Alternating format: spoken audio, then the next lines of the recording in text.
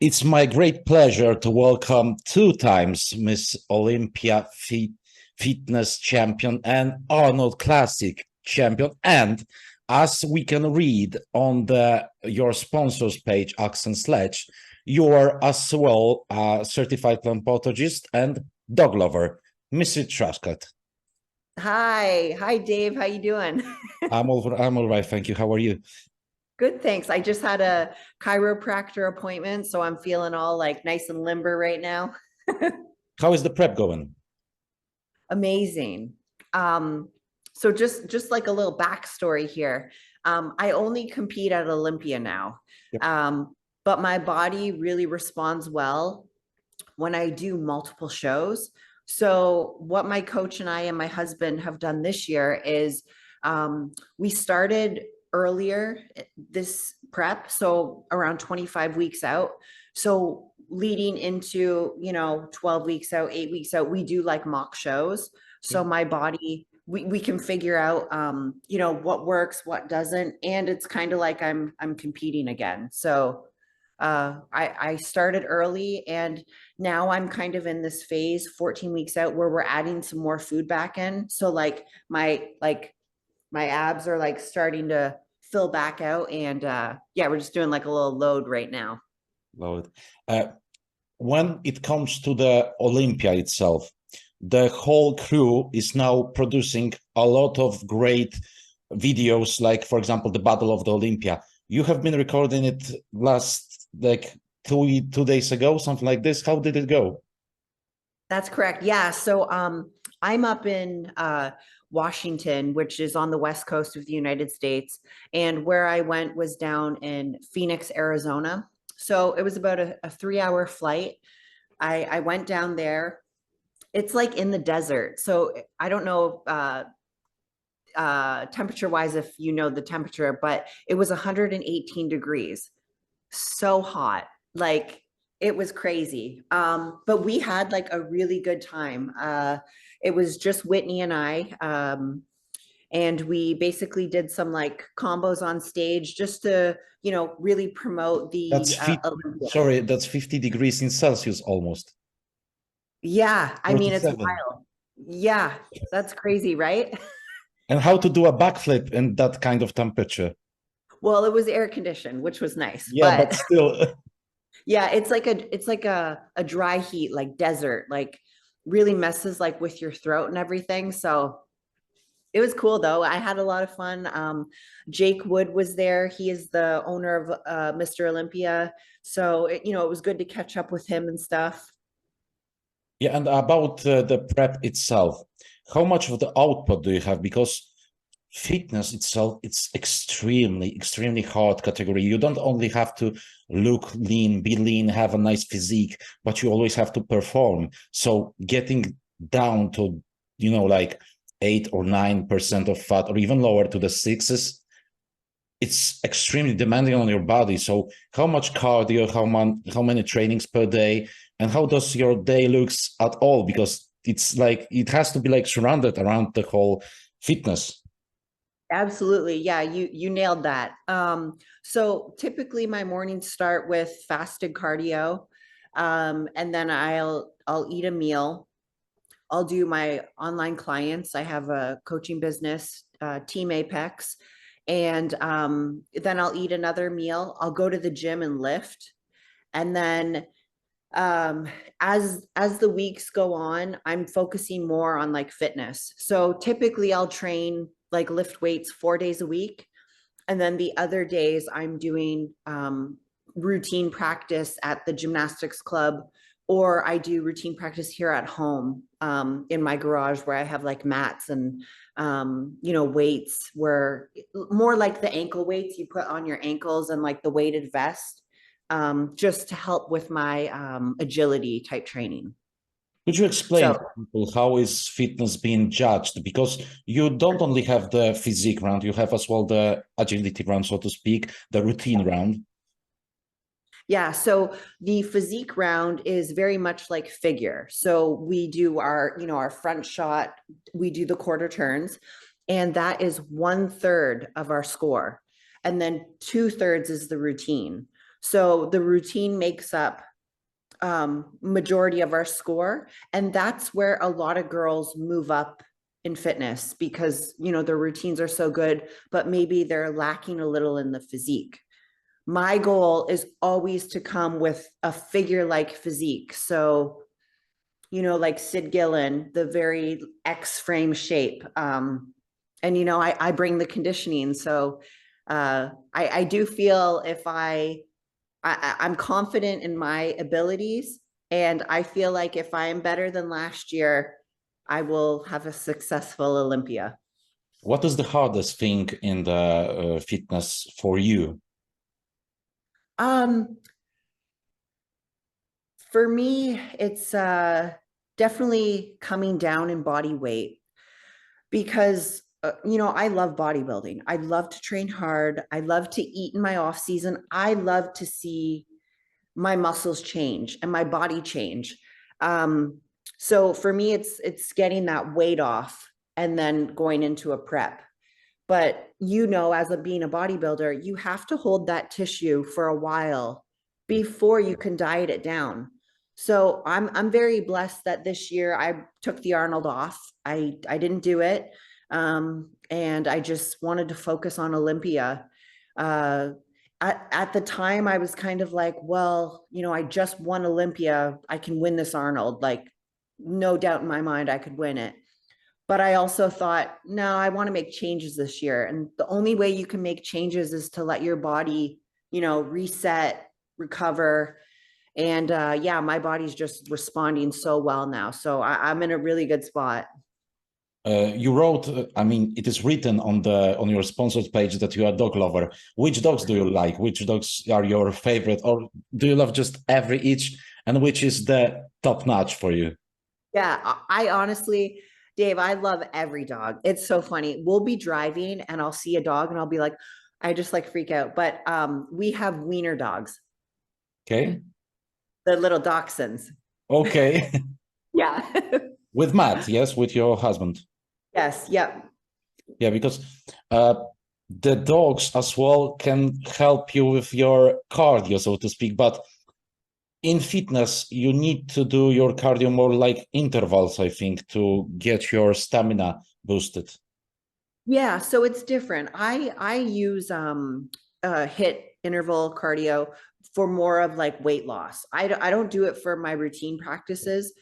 My cardio that I like to do is steady state. So just either on elliptical or I'll walk outside. Are you familiar with John Meadows? I was about to ask in a later part of the interview, Yeah. because he was a figure that we have, even though I didn't know him, when he passed, we all felt that we lost him as you know, as some kind of mentor. Yes. Even to me, that I never spoke to him, I used to watch his video and learn so much from them. Mm-hmm.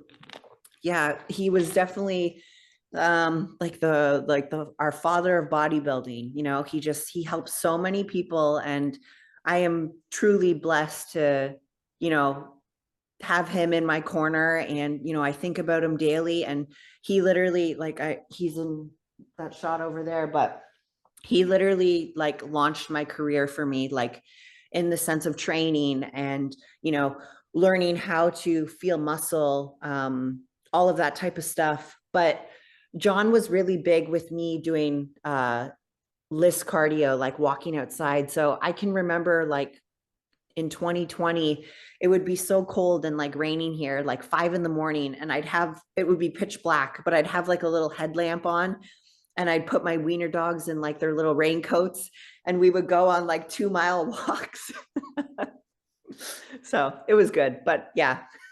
Speaking about the losses, how did you dealt with John's passing? Because it was hard for everyone. I remember Fuad recording about it. I remember people speaking about him.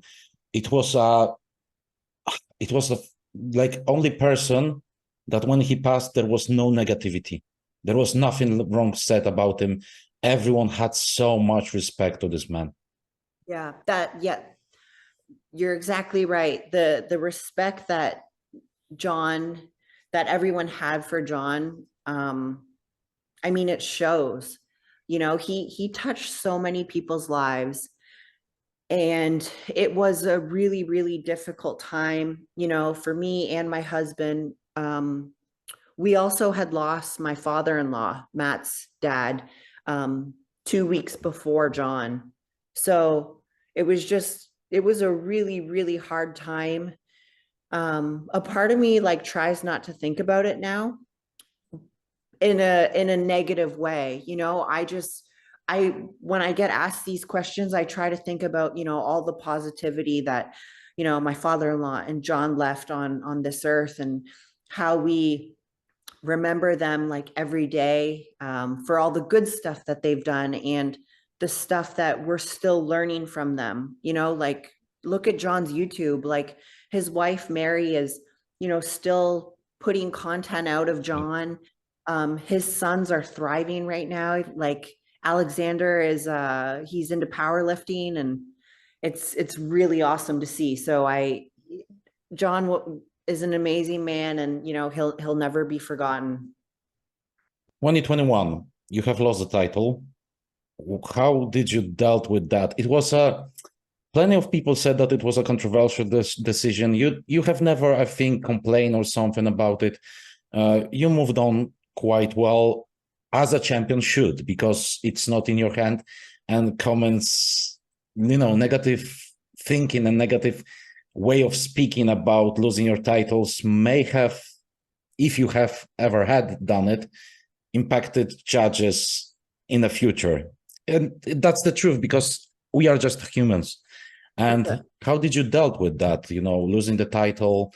And what was your mental going back in 2022 with another coach, with different mindset? How did you work on your mindset?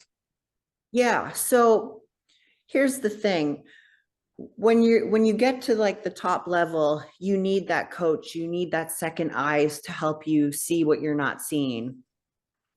Going into that 2021 Arnold and Olympia, you know, John having passed, it was tough. I did not grieve. I didn't like deal with anything. I kind of trained in like anger all the time. Like I was just frustrated. So it was difficult, but at the same time, it was a learning experience, because, you know, you have to be, you need to lose with grace, right? And I just, like you said, kind of kept quiet, and people will talk, you know, your friends, fans, supporters, they're gonna say what sometimes you're kind of thinking, right?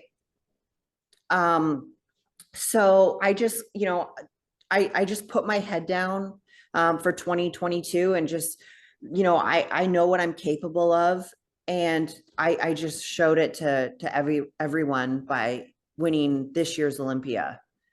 And I think when adversity hits, you just have to, you just got to get through it. You just got to, you know where you come from, and just put it all out there. So I hope that, you know, if people are listening that are going through something tough, just, you know, there's light at the end of the tunnel. You just have to, you know, stay positive, and good days are coming.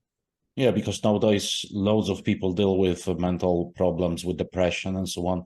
And Yeah. I'm glad and happy that more and more people are coming out and speaking about it openly, seeking for help, and even showing their, you know, path and way and how they dealt with it. Because we live in hard times, even though we have everything under our hands, so to speak. But Yeah. sometimes we just get lost, as you say. There are things that happen to us, like John, which are out of our control. Right. Yep. When being a champion, you have said that you love bodybuilding, you love building muscle. It is hard to ask someone who is, you know, on the pedestal, on the top. Did you thought ever about changing the category for to figure, for example? But, you know, it's a stupid and a silly question, but I have to ask it because every champion, once they get to, you know, to the first place, and then they repeat, they're like, what now? You know, do I go for the third, fifth, seventh title, or do I make a history, like, for example, Derek is doing now, and trying to not only be a 212 champion and an open champion? Right. Yeah. So it's funny you asked that, because in 2018, I started competing in figure because I wasn't getting rewarded in fitness.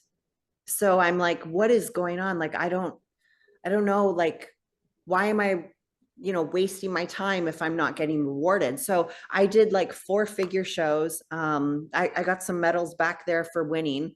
And ultimately, fitness is my heart. Like, I love I've to still got perform. some medals, not, not all the Olympia ones, but that's my mini Olympia, with my shit genetics. That's still, I'm proud. No, you look great. I've been like catching up on your Instagram and Thank you. everything. You look awesome. Are you prepping right now?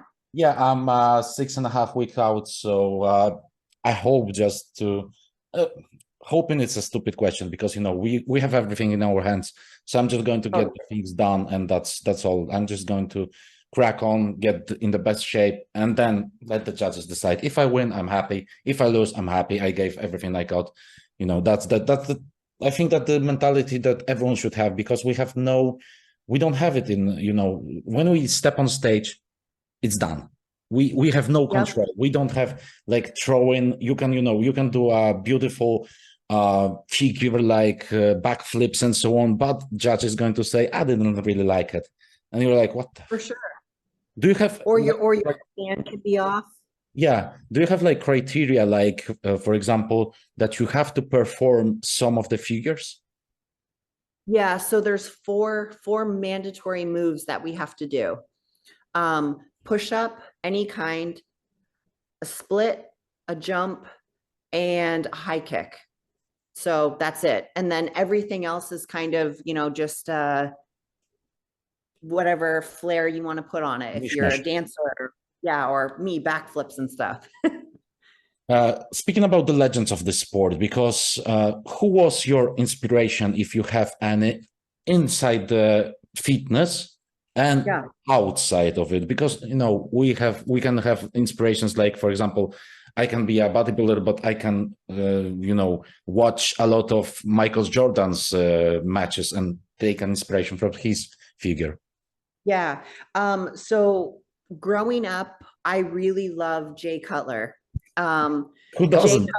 Yeah. I mean, I met Jay when he was coming off of his Olympia win in 2009. He was freaking massive. That was his best version, I think. Yeah, like little old Missy in Canada. I think I was like 19 when I met him. So it was really wild. And now Jay is a good friend of mine. So it's like full circle, like how it's crazy where bodybuilding can take you. Like, I was just a nobody living in Northern Ontario, Canada, and now living in the United States, an amazing husband, a freaking crazy ass bodybuilding career. It's like, did you ever had it in your mind, like, I'm going to be someone who is going to live only from the bodybuilding lifestyle? Because we are all part of the bodybuilding industry, so to speak. Yes. Yeah. I think I knew from like an early age, like 17, when I started lifting, I was like, this is what I want to do, and I'm going to put my all and everything into it. Mind you, I did have, jobs that I worked when I was younger, and a career path, even here in the United States. I worked as a phlebotomist. So that's where you like draw people's blood. I worked at a hospital for like 4 years, and it just got to a point where I was making more money doing bodybuilding than working at the hospital. So I just had to make the switch. You said that the lifting part started when you were 17. So when the gymnastics parts came in, have you done it before, like being young? Yeah. So my parents put me in gymnastics when I was like 6. I was little. Like Seth Feroci's daughters. That's correct. Yeah. Yep. Yeah, they're rock stars. I was actually just at Axe and Sledge headquarters, and that operation, it is insane. So there's like Pump House, Pump Town, the gym, and then right behind it is like the big gymnastics facility. So it's pretty wild. Living the dream. So Yeah. how did it mix together and came to your head? Did you become a pro as a figure or as a fitness competitor? So I turned pro in fitness in 2012 in Canada. It was the Canadian Nationals where only one pro card was given. So you had to win, and you had to win the overall. But I also competed, I would cross over in figure. But, I still won like figure first place, and I would win the overall as well at like local shows. But the judges had told me, like, we want you to be the next Adela Garcia. Like, you stay in fitness. I was like 17, 18 years old. I'm like, okay, I'll do it. So what's your goal in the future? Do you want to get as many titles as, for example, Oksana? Yeah, I mean, I think my trajectory, I think I can, I as long as my body's healthy, I'm going to keep going. So Adela Garcia, 8-time Miss Fitness Olympia. I'm 34 right now. I know there's a lot of women who are like in their late 40s competing. So who knows? As long as I'm healthy, I'm going to keep going. Yeah, because I think that it is still the fitness part. You can't as well get too big, which stops you from all the growing, which isn't healthy, so to speak, because we all know that too much muscle, too much of everything isn't healthy. Too much of water isn't healthy. Yeah. And I find that with age too, right? Your body starts to mature in the muscle. So you can look at Dexter Jackson, and it's like, he looks amazing right now. And he's pretty much lifting the same way he lifted in his bodybuilding career, on machines and everything, but probably just not eating as much. So there comes a point in your bodybuilding career where like I don't want to say you don't have to try as hard, but you've already put the work in for like decades, where you don't have to keep like pushing that envelope or pushing that gas pedal down, because like you already have it. You just need to refine it. Yeah, it's same goes to the to the young bodybuilders. So because they are pushing the mass and putting it everywhere, and suddenly after like 2 to the 5 years mark, they wake up and they have these proportions, not because their genetics is wrong, it's because their training were taken to the in the wrong way. They didn't focus on the form, on the tempo, on the execution. But as John told us, he was one of the first guys who came with the YouTube where he was showing the proper execution. He was like, handing out free programs. Yeah. Yeah. And about the YouTube, how is your, speak. Go ahead. Oh, you're supposed to. We're just just a little elaborate on what you had said.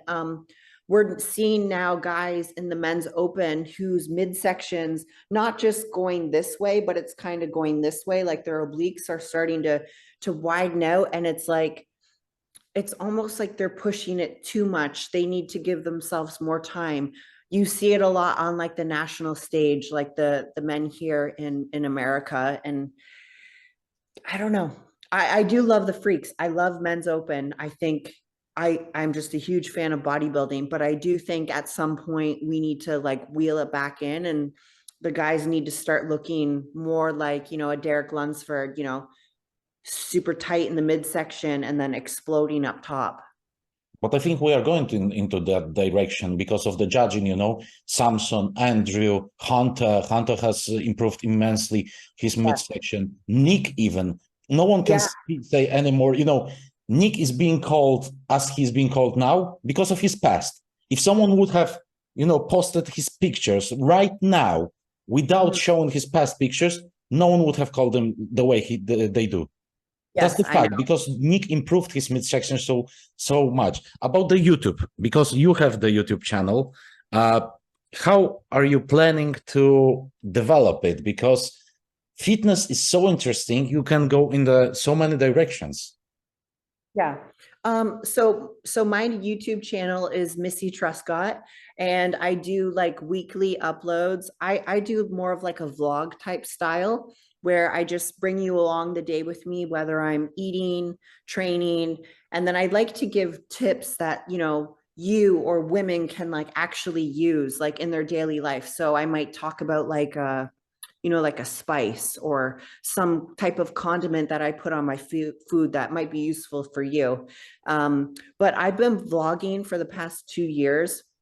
So the people, I call them my tubes, who watch my channel, who have been following along, they have seen like the ups, the downs, and everything. So yeah, I would just appreciate anyone out there. You guys want to follow along, you'll be in for a ride. You'll see some shark stuff, some wiener dogs. I like So it it's good. because, nowadays you are not only an athlete, but a person, a personality, as someone who creates a way that people can follow with their lifestyle and kind of say that, look, I have the same problems as Miss Olympia has. I have the same problems as Chris Bumstead has. They are dealing with that, even though they have this all pressure and so on. Perhaps I can move forward with it, which is really, really pushing us forward, because I like to watch every discipline. That's why, for example, we have the athletics and no one records it, which is weird, those sprinters and so on. Look how interesting it would be to watch their days of life. Like not only the trainings, but how they take their physiotherapy, how they eat, and so on. And about the eating, how much calories are you consuming right now? Because I guess when training this hard, you need to put some food in you. Yeah, so kind of like how I mentioned at the beginning, we had cut for or really pushed to lower food for like 6 weeks. So now I'm kind of in like a more of a calorie surplus again. So I'm eating a lot more now. I just uploaded a video, a day in the life of eating with me, 2 videos ago. So you can see everything I ate. It's a lot of food. Calorie wise, I can't think off the top of my head how much, but 6 meals a day, protein, carbs, fats with every meal. So it's a lot. How did you come with choosing this coach? Because there are many of the great coaches in our industry. Yeah. So Shelby Starnes, he's very popular here in America, especially with women. Why I chose Shelby was because when I was training with John would send photos to Shelby and ask his opinion. And I knew John was doing that. Yeah. And Shelby and John actually had a really good relationship. Like they were good friends. And I think Shelby may have helped John prep for like a North Americans or something, a show. So I knew Shelby, and I knew what he's capable of. So Shelby and I have been working together for going on 3 years now. And he's awesome. Like I really love everything about him. He keeps a super close eye on me.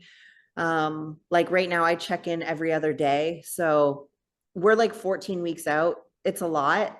I put a lot on his 100 plate. days, exactly 100 days, because Derek posted it today. Oh, yes, that's correct. Exactly, Yeah. 100 days from today on. Well, 99, I guess, for me, because I compete.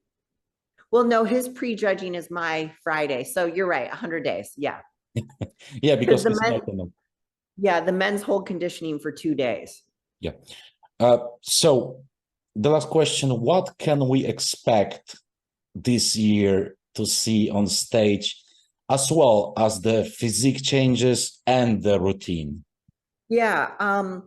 So physique wise, you can kind of see my progress on my Instagram. You can see how I've really tailored my physique. I'm trying to bring that really, really tiny waist this year. Not that it wasn't tiny last year, but I just really want to solidify that, like, when I walk on stage, they are like, whoa, that's a small waist. And then as for routine, I want to show new skills, and I've been practicing a bunch. The stuff I just did in Arizona is not what I'm doing. So yeah, I really want to show the new skills. So this is when I first started prep. That's from the beginning of the prep. Beginning, yes. 25 weeks out. That's correct. So that's like the more current one. Yeah, 15 weeks out there. You look somehow, from the front at least, better than you looked last time on the Arnold stage, to be honest. Yes, thank you. Yeah. That's exactly what my husband and Shelby said. It's, and that's because I've given my body, a year off to kind of reset and just. Yeah, you look extremely fresh. Mm-hmm. Especially, you can sometimes judge by the competitor's skin that it looks, tired. It looks like with some.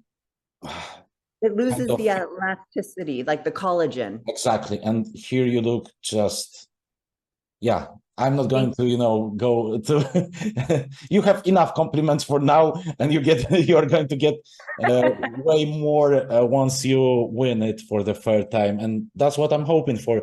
And I wish you all the best and the prep without the injuries. And guys, if you want to follow, in the description of the channel, down there under the material, you're going to have under the video, you're going to have the links to Instagram, YouTube, and and as well about the coaching. If anyone wants to contact you about the coaching, where can they do it? Yeah, so I coach every division, lifestyle clients as well. My email address is missytruscott.com, and then you can sign up for a call there and then fill out the form. And I'd love to connect with you guys. So yeah, keep me posted if you would like to hire me as a coach. So if anyone would like to be coached by 2 and soon 3 times Miss Olympia Fitness, then leave her a message. Thank you, Missy, so much for taking your time, and have a nice day, because it's going to be a night for me soon. Oh yeah, thank you, Dave. I appreciate you taking the time to chat with me. It's been really awesome, and good luck on your show. Thank you.